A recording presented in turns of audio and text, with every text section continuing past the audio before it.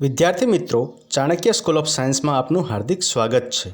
Hello dear students, કેમ છો બધા? કેવી ચાલે છે preparation? Welcome to our channel physics કે ફંડામેન્ટલ ઓફ ફિઝિક્સ. આજે આપણે તરલના યાંત્રિક ગુણધર્મોનું બીજું વિડીયો લેક્ચર લઈને આવી ગયા છે. પહેલા વિડીયો લેક્ચરમાં આપણે શું ભણ્યા હતું કે ભાઈ તરલ કોને કહેવાય, બરોબર? તરલ યંત્રશાસ્ત્ર ભણ્યા. તરલ યંત્રશાસ્ત્રની અંદર બે આપણે પ્રકારો ભણી ગયા. પહેલો જે પ્રકાર હતો, પહેલો જે ભાગ હતો એ આપણો કયો હતો કે તરલ સ્ટેટિક્સ હતું. ઓકે, તરલ સ્ટેટિક્સ એટલે સ્થિર તરલની વાત કરવાના હતા. બીજો જે ભાગ હતો અથવા બીજો જે પ્રકાર હતો એ તરલ ડાયનેમિક્સ એટલે કે ગતિમાન તરલ. ઓકે, એના પછી આપણે જે આ ચેપ્ટરને 4 ભાગમાં ડિવાઈડ કર્યું એ કયું હતું? તો એક તો આપણે તરલ સ્ટેટિક્સ, તરલ ડાયનેમિક્સ, અને ત્રીજો જે પાઠ હતો એ હતો આપણો પૃષ્ઠતાણ અને સ્નિગ્ધતા અથવા શ્યાનતા. ઓકે, તો આ 4 ભાગમાં આપણે ડિવાઈડ કર્યું છે અને એનો પહેલો ભાગ એટલે કે તરલ સ્ટેટિક્સ આપણે આજે ભણવાના છીએ. અને તરલ સ્ટેટિક્સ આપણે ભણવાના છીએ તો એની અંદર શું હતું આપણે જોયું હતું કે ભાઈ તરલ સ્ટેટિક્સ કોને કહેવાય કે જ્યારે તરલ સ્થિર હોય ત્યારે તેના પર લાગતા બળ, દબાણ અને એની ઘનતાનો અભ્યાસ જે છે એને આપણે શું કહીએ છીએ? તરલ સ્ટેટિક્સ અથવા સ્થિર તરલ શાસ્ત્ર કહેવામાં આવે છે. ઓકે, તો આજના ટોપિક મતલબ આપણા છે કે થ્રસ્ટ કોને કહેવાય, દબાણ કોને કહેવાય અને ઘનતા કોને કહેવાય. ઓકે, થ્રસ્ટ, દબાણ અને ઘનતા, આ 3 ટોપિક આપણે ભણવાના છીએ. તો ચલો સ્ટાર્ટ કરીએ. ઓકે, ચલો ભાઈ સ્ટાર્ટ કરીએ આપણે આપણું આજનું લેક્ચર.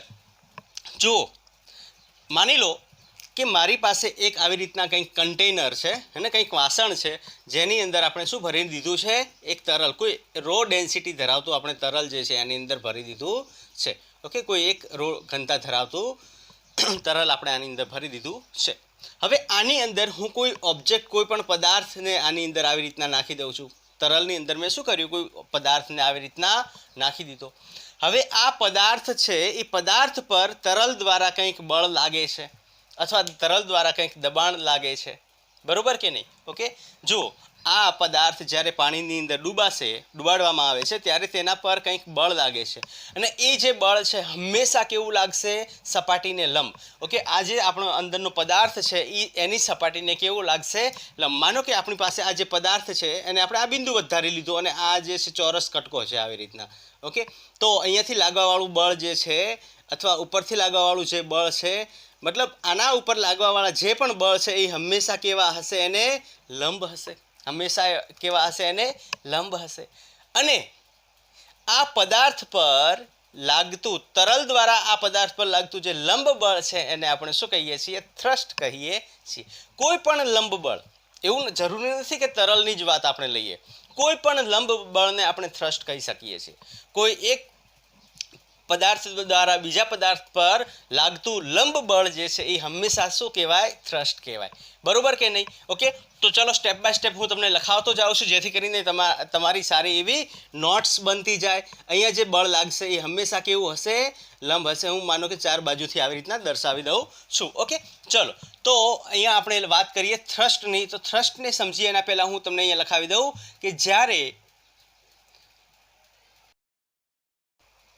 અહીંયા તરલ કેવું છે? સ્થિર છે. અહીંયા તરલ કેવું છે? સ્થિર છે. તરલ દ્વારા તે પદાર્થ પર લાગે છે, બરોબર કે નહીં? જ્યારે પદાર્થને સ્થિર તરલમાં ડુબાડવામાં આવે, અહીંયા આપણે તરલ કેવું લઈ લીધું છે? સ્થિર લઈ લીધું છે. ડુબાડવામાં આવે ત્યારે તરલ દ્વારા તે પદાર્થ પર લંબ બળ લાગે છે. ક્લિયર? એક મિનિટ હું ચેક કરી લઉં મેં વિડીયો ચાલુ કર્યો છે કે કેમ. ઓકે, કર્યો છે. એક વખત મારે એમ થઈ ગયું, આખું વિડીયો લેક્ચર ભણાવી દીધું પછી ખબર પડી વિડીયો ચાલુ જ નથી કર્યો. કેવી મજા આવે એ આવું થાય તો કેવી મજા આવે. ચાલો ભાઈ, આપણે વાત કરીએ કે જ્યારે પદાર્થને સ્થિર તરલમાં ડુબાડવામાં આવે ત્યારે તરલ દ્વારા તે પદાર્થ પર લંબ બળ લાગે છે. અને આ જે તરલ દ્વારા પદાર્થ પર લાગતું લંબ બળ જે છે એને થ્રસ્ટ કહેવામાં આવે છે. તો અહીંયા આપણી પાસે થ્રસ્ટની વ્યાખ્યા આવી જશે. ભાઈ, થ્રસ્ટ કોને કહેવાય? થ્રસ્ટ કોને કહેવાય? એને આપણે ઇંગ્લિશમાં શું લખીએ છીએ? આવી રીતના થ્રસ્ટ લખાય, બરોબર ને? કે તરલ દ્વારા પદાર્થ પર લાગતા લંબ બળને થ્રસ્ટ કહેવામાં આવે છે. થ્રસ્ટ કહેવામાં આવે છે. ક્લિયર? ઓકે. થ્રસ્ટ કોને કહેવાય? તો કે તરલ દ્વારા પદાર્થ પર લાગતા લંબ બળને થ્રસ્ટ કહેવામાં આવે છે. આ એક વન લાઇનર પ્રશ્ન આમાં પૂછાઈ શકે. ભાઈ થ્રસ્ટ કોને કહેવાય? તો તરલ દ્વારા પદાર્થ પર લાગતા લંબ બળને થ્રસ્ટ કહેવાય છે, અથવા એક પદાર્થ દ્વારા બીજા પદાર્થ પર લાગતા લંબ બળને થ્રસ્ટ કહેવાય છે. ઓકે, અહીંયા એક પદાર્થ તરલ ને બીજો પદાર્થ આ જે પદાર્થ છે એ. બરોબર કે નહીં? ક્લિયર? તો આ થ્રસ્ટની વ્યાખ્યા થઈ ગઈ. હવે વાત કરીએ માનો કે આપણી પાસે જે આ જે પદાર્થ છે એનું કંઈક સરફેસ ક્ષેત્રફળ છે, અને સપાટીનું શું છે? કંઈક ક્ષેત્રફળ ધરાવે છે, અને એ અહીંયા એનું સપાટીનું ક્ષેત્રફળ છે. બરોબર કે નહીં? માનો કે આપણી પાસે આ જે પદાર્થ જેને આપણે ડૂબાડ્યો છે એનું કંઈક આડછેદ ક્ષેત્રફળ અહીંયા નથી લેવાનું, અહીંયા પૃષ્ઠ ક્ષેત્રફળ લેવાનું છે. અહીંયા શું લેવાનું છે? પૃષ્ઠ અથવા સપાટી અથવા પૃષ્ઠ ક્ષેત્રફળ લેવાનું છે. હવે પૃષ્ઠ ક્ષેત્રફળ છે તો આ પૃષ્ઠ ક્ષેત્રફળ પર લાગતું બળ એને આપણે શું કહીએ છીએ? દબાણ. એકમ પૃષ્ઠ ક્ષેત્રફળ દીઠ લાગતા લંબ બળને શું કહેવામાં આવે છે? દબાણ કહેવામાં આવે છે. થ્રસ્ટ ખબર પડી? તરલ દ્વારા પદાર્થ પર લાગતા લંબ બળને થ્રસ્ટ કહેવાય છે. પણ એકમ ક્ષેત્રફળ દીઠ લાગતા, એકમ કયું ક્ષેત્રફળ? પૃષ્ઠ ક્ષેત્રફળ. તો આપણે ખાલી એકમ ક્ષેત્રફળ દીઠ લઈશું. ઓકે, એકમ ક્ષેત્રફળ દીઠ લાગતા લંબ બળને શું કહેવામાં આવે છે? દબાણ કહેવામાં આવે છે. પણ દબાણને ભણીએ એના પહેલાં હું એક અહીંયા પોઈન્ટ ક્લિયર કરવા માંગુ છું કે સર આ લંબ બળ જ લાગે એવું જરૂરી છે? આ તરલ દ્વારા આની સપાટી પર લંબ બળ લાગે એવું જરૂરી છે? માનો કે આની આપણે એક સપાટી છે, એ સપાટી આવી રીતના કંઈક લઈ લઈએ. ઓકે, એ જે સપાટી છે એને કંઈક આવી રીતના લઈ લઈએ. આ ઉપરની સપાટી આપણે લીધી, અને ઉપરથી અહીંયા લાગતું જે બળ છે આપણે વાત કરી, કયું બળ લાગે છે? એફ જેટલું બળ લાગે છે, ને એ આ બળ કેવું છે? લંબ બળ છે. શું આ લંબ બળ જ લાગે? માનો કે આવી રીતના કંઈક બળ લાગે તો આ જગ્યા પર આવી રીતના કંઈક બળ લાગે તો, અથવા આને આપણે બિંદુવત ધારી લઈએ, એટલે કે અહીંયા આ બિંદુવત ધારી લીધું, એના ઉપર લાગતું આ બળ જે છે એ આપણું લંબ બળ છે. બરોબર ને? બિંદુવત નથી ધારું. બિંદુવત ધારશું તો તમને એમાં થોડુંક ડાઉટ્સ થઈ જશે, તો ડાઉટ્સ આપણે નથી ક્રિએટ કરવા. તમે ખાલી આ સપાટીને ધ્યાનમાં લો, આ ઉપરની સપાટીને ધ્યાનમાં લો. બિંદુવતને પછી આપણે સમજાવીશું તમને કે ક્યારે બિંદુવત લેવું ને કઈ રીતના બિંદુવત લેવું, એના ઉપર આપણે વાત કરવાના છીએ. Don't worry. ઓકે, માનો કે આ એંગલ જે સપાટી સાથે જે એંગલ ખૂણો બનાવ્યો છે એ કંઈક થીટા ખૂણો બનાવ્યો છે. જે સપાટી છે એના થીટા ખૂણે બળ લાગી રહ્યું છે માની લીધું આપણે. ઓકે, તો આ જગ્યા પર કેટલા ખૂણે? થીટા ખૂણે સપાટી પર બળ લાગી રહ્યું છે. તો આપણને ખ્યાલ છે કે જો થીટા ખૂણે લાગતું હોય તો એના બે ઘટક પડશે. એક ઘટક આ સપાટીને સમાંતર હશે અને બીજો ઘટક એ સપાટીને લંબ હશે. જે લંબ ઘટક હશે એ આપણો થશે એફ સાઇન થીટા, અને જે સપાટીને સમાંતર હશે એ થશે આપણો એફ કોસ થીટા. જેની સાથે ખૂણો બનાવે છે તે કોસ ઘટક, અને જે એને લંબ હોય એ સાઇન ઘટક. જેની સાથે ખૂણો બનાવે છે આ બળ, જેની સાથે એના બે ઘટક પાડ્યા ને, એક ઘટકા અને એક ઘટકા. ઓકે, જેની સાથે ખૂણો બનાવે છે એ કોસ ઘટક થઈ જશે, અને એ કોસ ઘટકને જે લંબ હશે એ આપણો સાઇન ઘટક થઈ જશે. બરોબર કે નહીં? અચ્છા, હવે તમે જુઓ કે આ જે પદાર્થ, માનો કે આને આ પોર્શનને આપણે બિંદુવત માનીએ તો આના પર અહીંયા એક બળ લાગે છે એફ સાઇન થીટા, અને આ એફ સાઇન થીટા એની સપાટીને સંકોચવામાં મતલબ સંકોચિત કરશે. આ એફ સાઇન થીટા બળ જે છે એ એની સપાટીને સંકોચિત કરશે. પણ એફ કોસ થીટા પણ અહીંયા કંઈક લાગી રહ્યું છે. હવે આપણે અહીંયા વાત કયા તરલની કરી રહ્યા છીએ? સ્થિર તરલની વાત કરી રહ્યા છીએ. અને સ્થિર તરલ હોવાના કારણે માનો કે આ બળ જે છે એ આવી રીતના કંઈક લાગી રહ્યું છે. તો આ પદાર્થ મતલબ આ જે પોઈન્ટ છે, આ બિંદુ છે, એના ઉપર કંઈક આ બાજુ ચોખ્ખું બળ લાગશે. અહીંયાથી તો નીચેની તરફ પદાર્થનું પોતાનું કદ જાળવવા માટે વિરુદ્ધ દિશામાં લાગશે. આ તો એકબીજાને ચલો કેન્સલ કરશે, બરાબર. પણ અહીંયા આ બળ લાગે છે, એ બળ જે છે એ પદાર્થને શું આપી દેશે? ગતિ આપી દેશે. અને અહીંયા આપણે માત્ર ને માત્ર સ્થિર તરલની વાત કરી રહ્યા છીએ, ગતિની કોઈ વાત થતી નથી. તો જ્યારે સ્થિર તરલમાં મૂકવામાં આવે આ પદાર્થને, ત્યારે શું એ પદાર્થ આવી રીતના જવાનો છે કે આવી રીતના જવાનો? નહીં, એ સ્થિર જ રહેવાનો છે. એ કેવો રહેવાનો છે? સ્થિર જ રહેવાનો છે. વધુમાં વધુ એના ઉપર હવે તમે જુઓ અહીંયા કન્ડિશન આપણે લેવાની છે કે અહીંયા આના પર ગુરુત્વ બળ લાગતું નથી. આ જે અહીંયા આપણે માની લઈએ કે ગુરુત્વ બળ લાગતું નથી.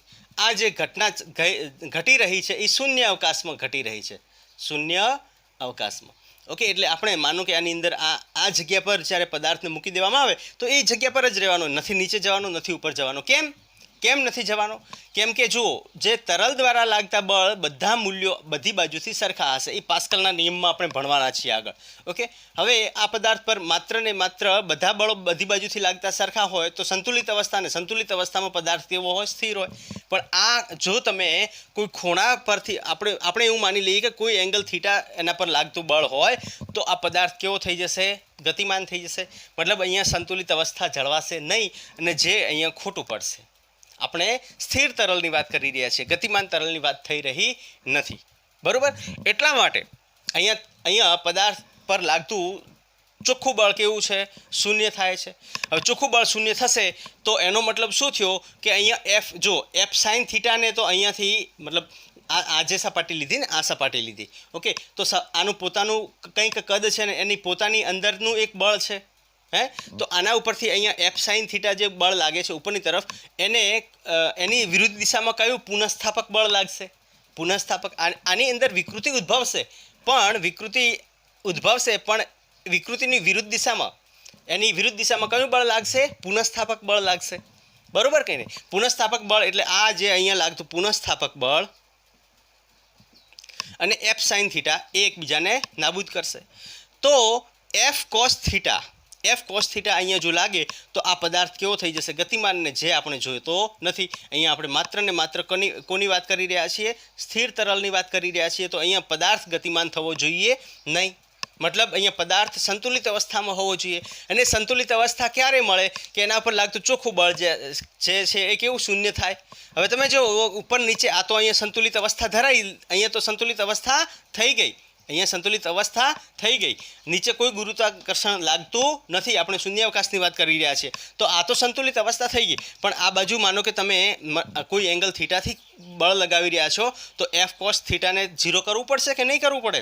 કેમ કે પદાર્થની ગતિ અહીંયા શૂન્ય છે.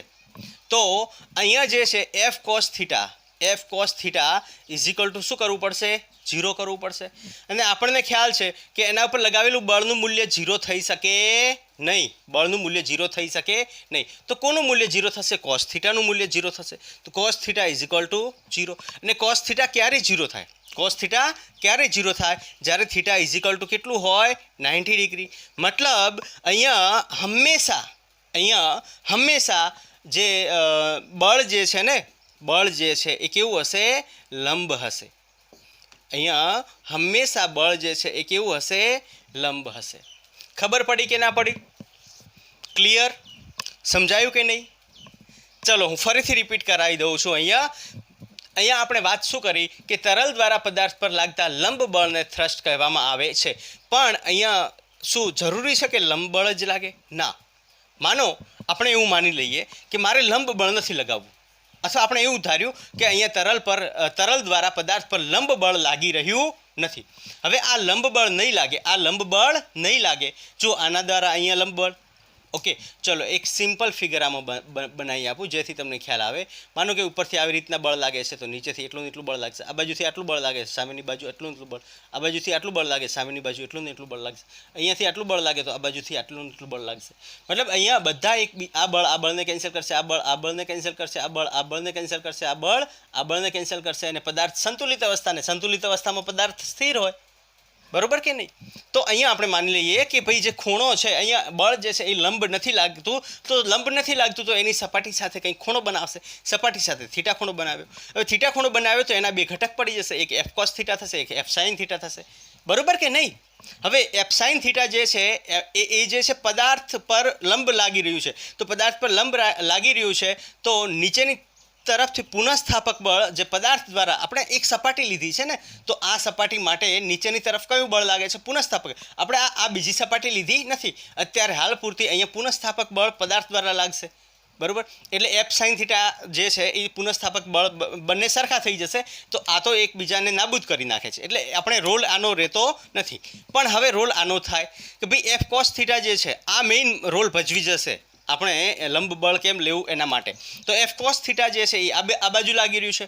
હવે આની વિરુદ્ધ દિશામાં કોઈ બળ લાગી રહ્યું નથી, તો વિરુદ્ધ દિશામાં જો બળ ન લાગી રહ્યું હોય તો પદાર્થ કેવો થઈ જશે? ગતિમાન થશે.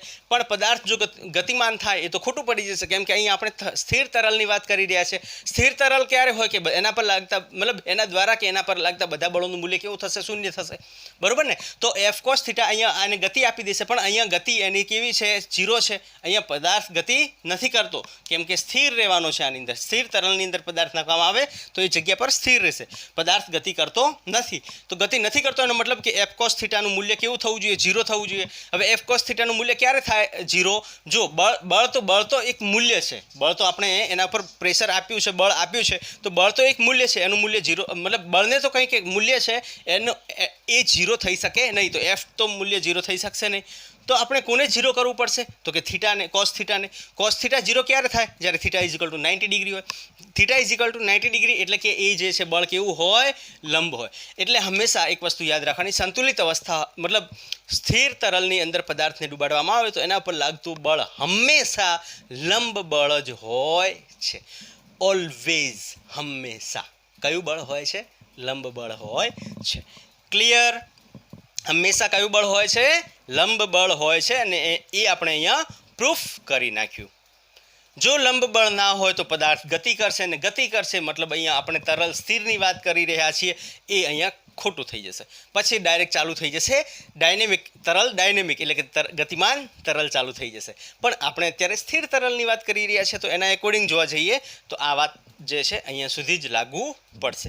તો હંમેશા અહીંયા કયું બળ લાગે છે? લંબ બળ જ લાગે છે. ઓકે, ખ્યાલ આવી ગયો કે નહીં? ચલો, તો આટલો ભાગ તમે લખી નાખો, જલ્દીથી લખવો હોય તો તમારે સમજવા માટે. અને હું આગળ તમને આગળની વાત આપણે કરીએ. આને આપણે રાખીએ, બરાબર? આને આપણે રાખીએ. હવે વાત કરીએ દબાણની. દબાણ કોને કહેવાય? તો દબાણ આપણે ઓલરેડી ભણી ચૂક્યા છીએ, પણ ના ભણ્યા હોય તો તમને સમજાવી દઉં કે એકમ ક્ષેત્રફળ દીઠ હવે અહીંયા ક્ષેત્રફળ કયું લેવાનું છે? પૃષ્ઠ ક્ષેત્રફળ લેવાનું છે. કયું લેવાનું છે? પૃષ્ઠ ક્ષેત્રફળ લેવાનું છે. એટલે કે એકમ ક્ષેત્રફળ દીઠ લાગતા લંબ બળને શું કહેવામાં આવે છે? દબાણ કહેવામાં આવે છે. તો આપણે દબાણની વ્યાખ્યા લખી દઈએ અહીંયા પહેલાં. ઓકે, દબાણ કોને કહેવામાં આવે? અચ્છા, ચલો ભાઈ, દબાણને ભણાવીએ એના પહેલાં થ્રસ્ટ. તો થ્રસ્ટનો એકમ શું થશે? તો જે બળનો એકમ છે એ જ થવાનો છે. થ્રસ્ટનો એકમ શું થશે? ચલો હું તમને એ પણ લખાવી દઉં, જેથી કરીને આપણે આ એકદમ ક્લિયર ટોપિક થઈ જાય. ભાઈ, થ્રસ્ટ જે છે એનો એકમ શું થશે? એનો એકમ શું થશે? એનો એસઆઈ એકમ. કયો એકમ લેવાનો છે આપણે? એસઆઈ. અને સીજીએસ લખવો હોય તો સીજીએસ લખી દઈએ. સીજીએસ એકમ શું થશે? બરાબર. અચ્છા, એની રાશિ કઈ થશે? એની રાશિ કઈ થશે? પછી આપણે વાત કરી પારિમાણિક સૂત્ર શું થશે એનું? પારિમાણિક સૂત્ર શું થશે? ચલો ભાઈ, જલ્દીથી આ શું થશે? થ્રસ્ટનું માનો કે તમને થ્રસ્ટનો એકમ પૂછે, એનો સીજીએસ એકમ, એસઆઈ એકમ પૂછે, એની રાશિ પૂછે, એનું પારિમાણિક સૂત્ર પૂછે, તો તમને આવડવું જોઈએ. થ્રસ્ટ એટલે એક પ્રકારનું લંબ બળ. જો અહીં શું કે તરલ દ્વારા પદાર્થ પર લાગતું લંબ બળ એટલે થ્રસ્ટ એટલે બળ જ છે, પણ બળ કેવું છે? લંબ છે. તો એનો એકમ એસઆઈ એકમ શું થઈ જશે? ન્યૂટન થઈ જશે. સીજીએસ એકમ શું થઈ જશે? ડાઇન થઈ જશે. બરોબર. રાશિ કઈ થાય છે? તો ભાઈ સદિશ રાશિ થવાની છે. બળ કઈ રાશિ છે? સદિશ રાશિ થવાની છે. રાશિ કઈ થવાની છે? સદિશ રાશિ થવાની છે. પારિમાણિક સૂત્ર શું થશે? ભાઈ, પારિમાણિક સૂત્ર શું થશે ભાઈ? m1 l1 t-2. બરોબર કે નહીં? m1 l1 t-. આને તમારે કઈ રીતના, માનો કે તમને ના આવડતું હોય, ગભરાવાની જરૂર નહીં. f ઇઝ ઇક્વલ ટુ આપણી પાસે m એ ફોર્મ્યુલા તો છે જ, બરોબર. m એટલે પારિમાણિક સૂત્ર m થશે. હવે પ્રવેગ, તો પ્રવેગ શું થાય? પ્રવેગ શું થાય? મીટર પર સેકન્ડ સ્ક્વેર, મીટર પર સેકન્ડ સ્ક્વેર. મીટર એટલે લંબાઈ, એટલે અહીંયા m0 l1 t-2 થાય. બરોબર કે નહીં? તો આ m0 જે છે એ એમને હવે આની અંદર અહીંયા મૂકી દો, તો અહીંયા થશે આ m0 l1 T-2 ને એને સોલ્વ કરશો તો આ M1 L1 T-2 થાય બરાબર। આવી રીતના તમે સોલ્વ કરી શકો છો। મેં એકમ જે છે પારિમાણિક વિશ્લેષણ આના ઉપર બહુ મસ્ત વિડીયો બનાવેલો છે। જો તમને કોઈ ડાઉટ હોય તો તમે ત્યાં જઈને જોઈ શકો છો કે કઈ રીતના કોઈ પણ ઇક્વેશન જે છે એને ડિરાઈવ કરવું। ઓકે, તો આ એનું પારિમાણિક સૂત્ર થશે M1 L1 T-2। ઓકે, કોનું થ્રસ્ટનું, જે આપણું બળમાં આપણે ભણી ચૂક્યા ને એનું એ જ આપણું થ્રસ્ટ જે છે। અહીંયા થ્રસ્ટ એટલે શું કે લંબ બળ, બળનો જ પ્રકાર છે। કયું બળ થઈ જાય છે? લંબ બળ। લખી નાખ્યું તું? ચલો, નહીં લખ્યું હોય તો વાંધો નહીં, હું થોડો આગા પાછો થયો છું, એમાં તમે વિડીયોને પોઝ કરીને લખી નાખજો, અથવા મેં સમજાવી દીધું, તમે જાતે લખી નાખો। ચલો, હવે વાત કરીએ દબાણની। ભાઈ દબાણ કોને કહેવાય? ભાઈ દબાણ કોને કહેવાય? દબાણ કોને કહેવાય લખાવું। ચલો, એકમ ક્ષેત્રફળ, પણ અહીંયા કયું ક્ષેત્રફળ લેવાનું છે? પૃષ્ઠ ક્ષેત્રફળ। એકમ ક્ષેત્રફળ દીઠ આપણે આગળ જે સ્ટ્રેસ ભણ્યા, પ્રતિબળ ભણ્યા। ઓકે, તો પ્રતિબળમાં આપણે એકમ આડછેદ ક્ષેત્રફળની વાત કરી હતી। એકમ આડછેદ ક્ષેત્રફળ દીઠ લાગતા બળને, એકમ આડછેદ ક્ષેત્રફળ દીઠ લાગતા બળને શું કહેવામાં આવે છે? ત્યાં પણ આપણે વાત કરી હતી કે સપાટીને લંબ બળ જ લેવાનું છે। ત્યાં પણ આપણે સપાટીને કયું બળ લેવાનું હતું? લંબ બળ જ લેવાનું હતું। ઓકે, ચલો, તો એકમ ક્ષેત્રફળ દીઠ લાગતા લંબ બળને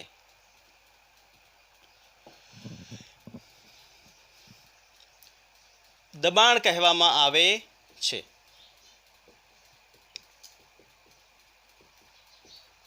ક્લિયર? તો દબાણ ખ્યાલ આવી ગયો। તો દબાણને આપણે P વડે રિપ્રેઝેન્ટ કરીએ છીએ, તો P = શું થશે? એકમ ક્ષેત્રફળ દીઠ લાગતા લંબ બળ। હવે લંબ બળ એટલે અહીંયા F પરપેન્ડિક્યુલર, બરોબર। તો હું આને આવી રીતના લખી શકું, થ્રસ્ટ લખી શકું? થ્રસ્ટ લખી શકાય? યસ, લખી શકાય, બરોબર ને। અહીંયા ઉપર હું ઇંગ્લિશમાં લખી દઉં છું, બરોબર ને? થ્રસ્ટ ભાગ્યા પૃષ્ઠ ક્ષેત્રફળ। ઓકે, ચલો, તો થ્રસ્ટ અહીંયા શું થશે?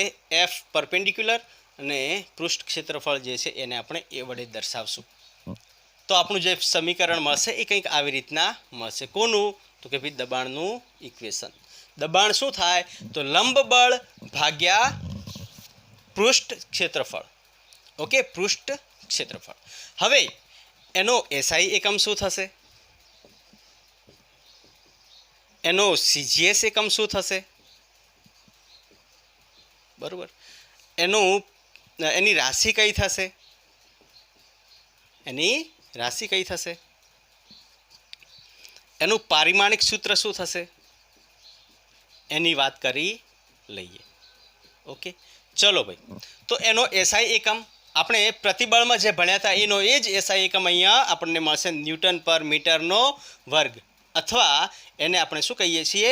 પાસ્કલ પણ કહીએ છીએ, અથવા એને આપણે શું કહીએ છીએ? પાસ્કલ પણ કહીએ છીએ, જેને PA વડે દર્શાવવામાં આવે છે। ક્લિયર? પાસ્કલ પણ કહેવામાં આવે છે।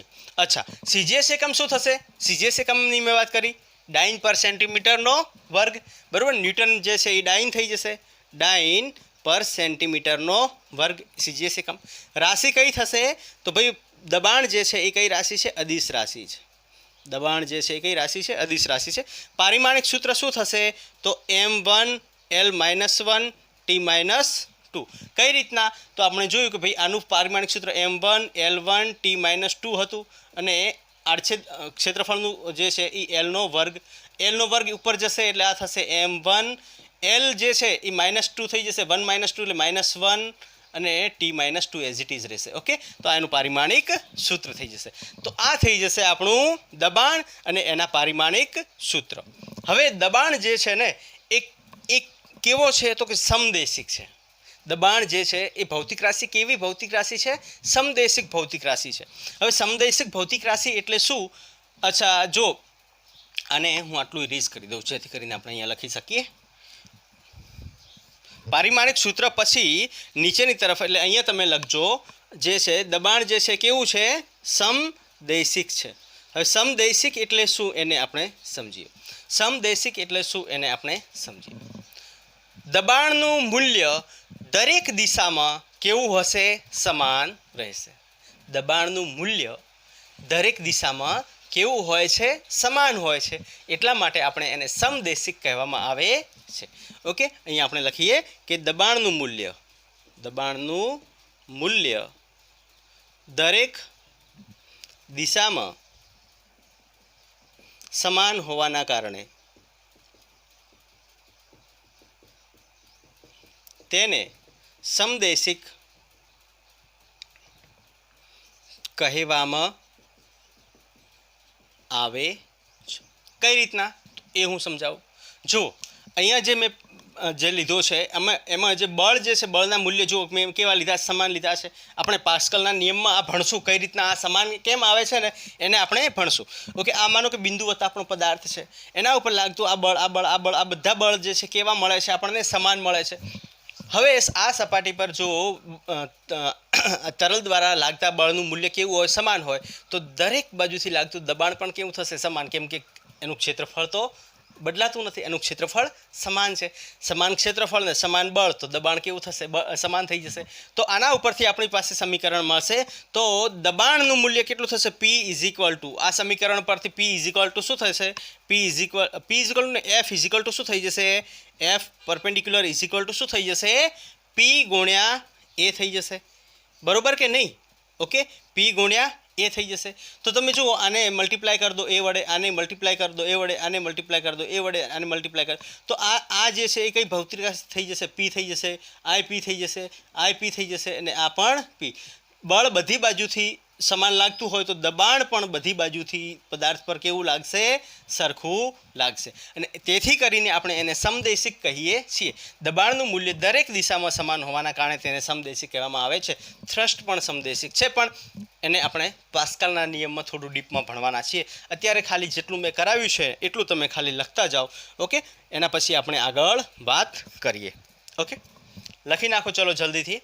પછી આપણે વાત કરીએ કે ભાઈ એક એટમોસ્ફેરિક બરાબર કેટલા પાસ્કલ થાય, એક બાર બરાબર કેટલા એટમોસ્ફિયર થાય, બરાબર કે નહીં? તો એ આપણે સમજીએ કે 1 એટમોસ્ફેરિક બરાબર કેટલા ટોર થાય.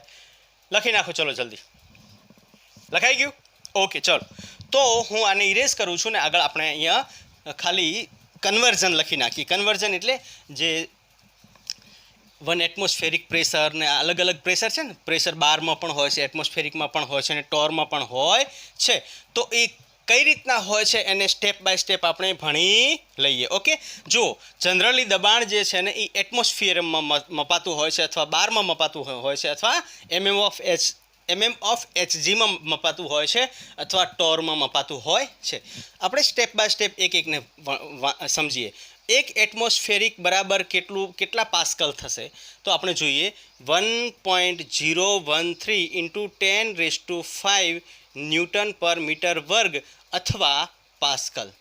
એક એટમોસ્ફેરિક બરાબર આટલા પાસ્કલ અથવા ન્યૂટન પર મીટર વર્ગ થાય છે, જેને આપણે લખવા માટે 10⁵ ન્યૂટન પર મીટર વર્ગ લઈ શકાય છે. જો તમારે નીટની એક્ઝામ સોલ્વ કરવી હોય તો આ બધી વેલ્યુઝને તમે ના ગણો તો ચાલે, ડાયરેક્ટ 10⁵ ન્યૂટન પર અથવા પાસ્કલ. ઓકે, આ ડાયરેક્ટ વેલ્યુ તમે મૂકી દો તો પણ ચાલે.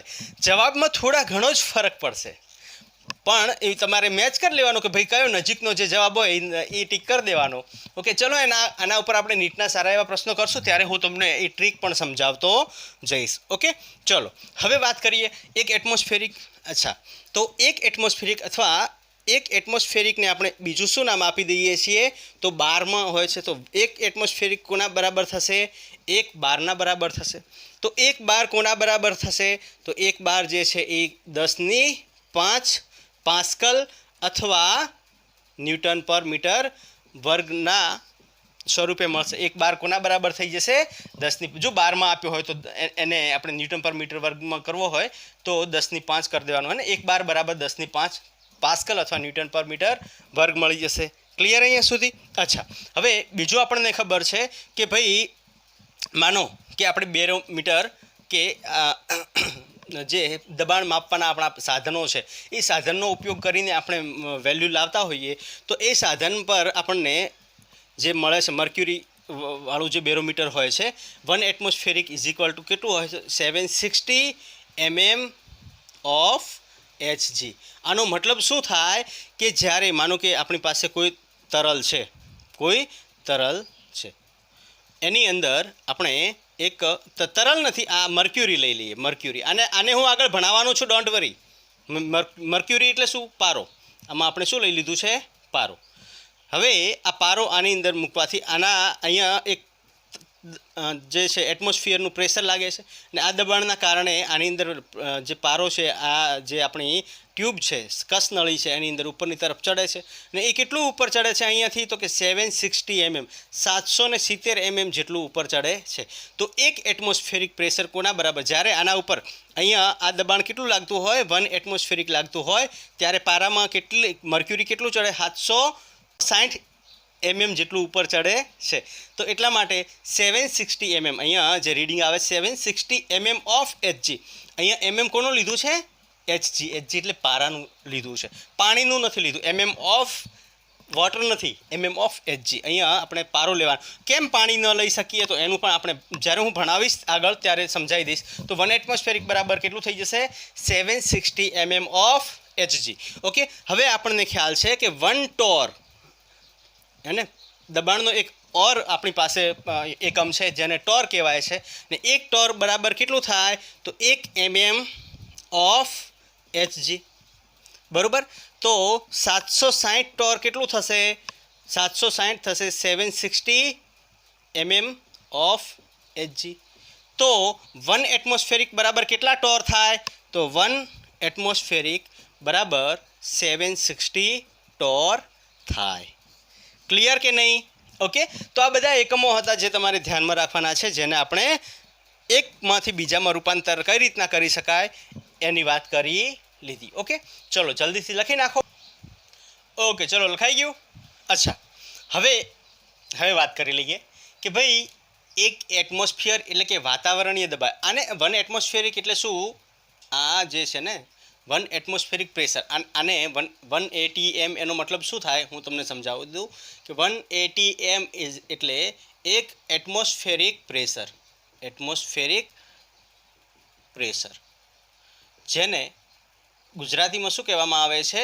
વાતાવરણનું દબાણ અથવા વાતાવરણીય દબાણ. શું આની વ્યાખ્યા શું થાય? માનો કે તમને પાસ્કલની વ્યાખ્યા પૂછે તો પાસ્કલની વ્યાખ્યા શું થશે? એ વ્યાખ્યાઓ આપણે ભણી લઈએ, બરાબર ને? અને એના પહેલાં એક નાનો ટોપિક છે, એ ટોપિકને પણ આપણે સમજી લઈએ. આનો જ છે, આપણા દબાણનો જ એ ટોપિક છે. તો સૌથી પહેલાં હું આને ઇરેઝ કરી દઉં છું, અને એના પછી આપણે એના વિશે માહિતી લઈએ. ઓકે, ચલો ભાઈ. દબાણ અને થ્રસ્ટ તમારા મગજમાં સેટ થઈ ગયા? ઓકે, ચલો.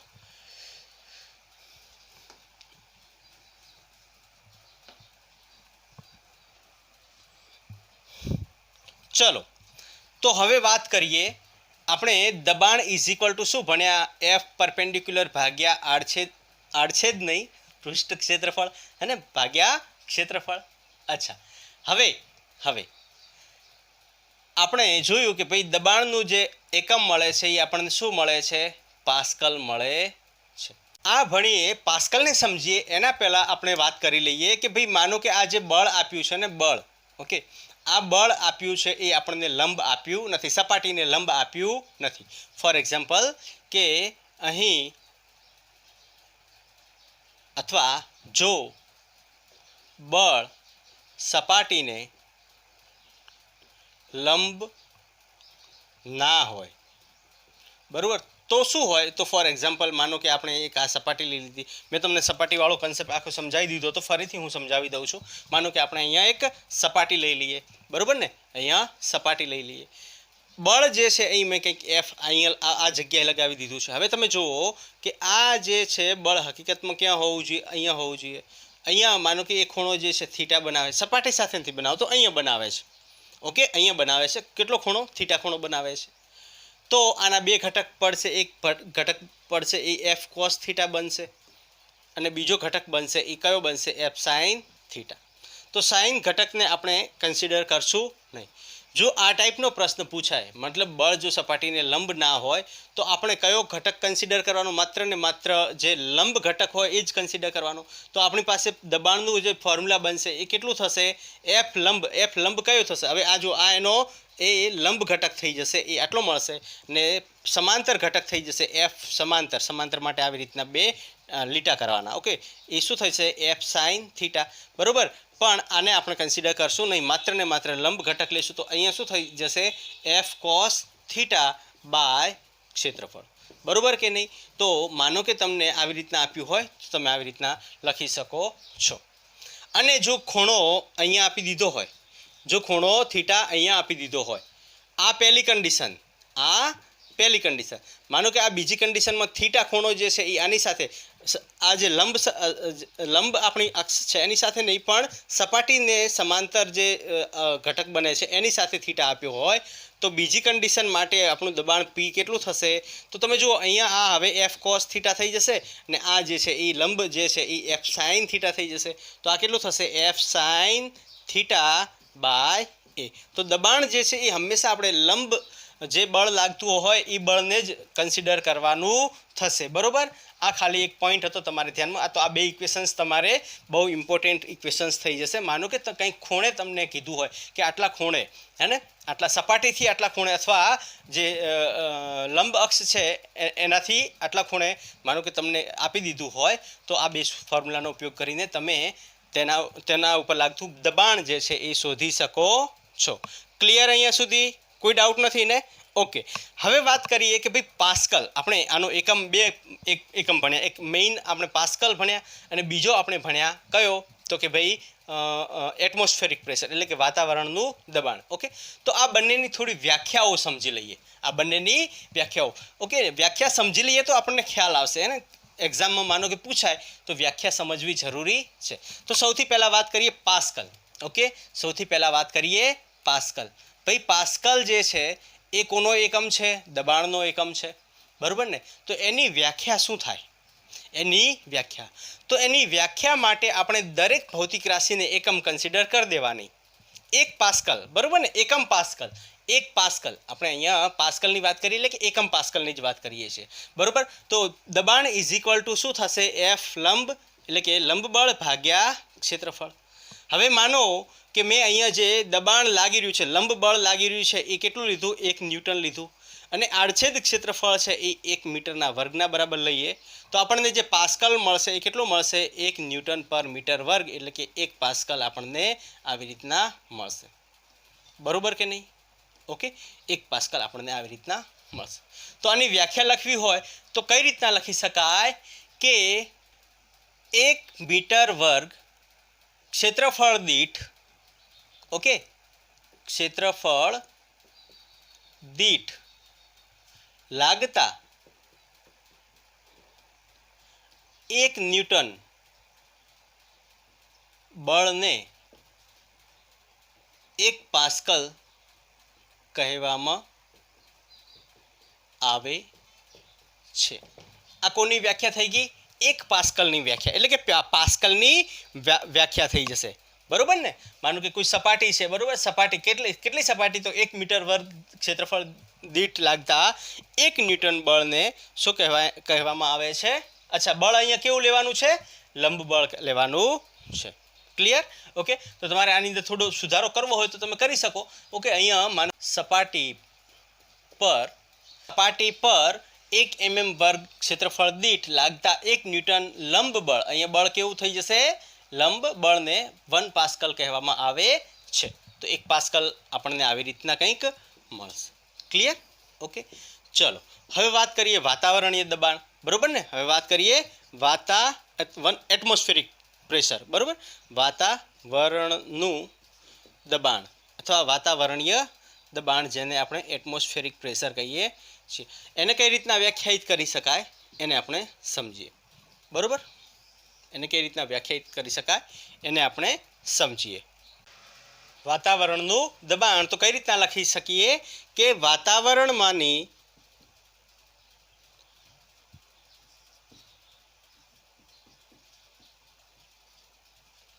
હવાના વજન બળના કારણે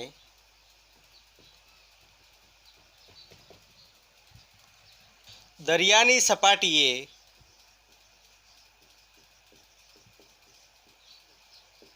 લાગતા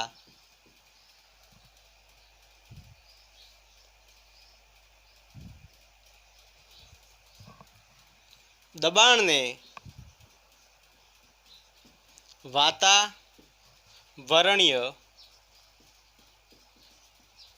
દબાણ કહેવામાં આવે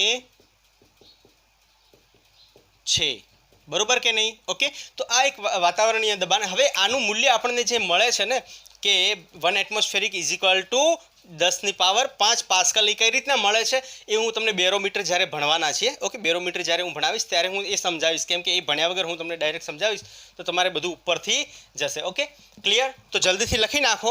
એના પછી આપણે ઘનતા લેવી હતી, પણ ઘનતા જે છે આ વિડીયો લેક્ચર બહુ લોંગ થઈ જશે, તો આજે આપણે નહીં કન્સિડર કરીએ. નેક્સ્ટ લેક્ચરમાં આપણે ઘનતાને લઈ લઈશું અને એના પછી ભાઈ આ પાસ્કલ છે તો એના માટે કંઈક મતલબ આપણે દબાણ જો મેઝરમેન્ટ કરવું હોય, દબાણનું માપન કરવું હોય તો એ માપન કઈ રીતના કરવામાં આવે છે એનું એક મેઝરિંગ ડિવાઇસ છે અને માપનનું યંત્ર છે એ કઈ રીતનું હોય છે, કઈ રીતના એનું માપન થાય છે, એના ઉપર કેવી રીતના પ્રશ્નો બને એના વિશે ભણશું. બરાબર? ઓકે, તો આજનું લેક્ચર જે છે અહીંયા સુધી જ રાખશું. તમે અહીંયા બધું લખી નાખ્યું હશે. ઓકે, ના લખ્યું હોય તો વિડીયોને બેક કરીને ફરીથી લખી નાખજો. તો આજનું લેક્ચર અહીંયા સુધી જ રાખશું. અહીંયા જે કરાવું છું બધી નોટ ડાઉન કરજો, એનું રિવિઝન કરતા રહેજો. રિવિઝન પર બહુ વધારે ભાર આપજો. જેટલું વધારે રિવિઝન કરશો એટલું તમને રિઝલ્ટ સારું મળશે. તો રિવિઝન પર ધ્યાન આપજો. ઓકે, આજનું જે લખાયું છે એને તમે રિવિઝન કરતા રહેજો. તમારી તબિયત સાચવજો. All the best.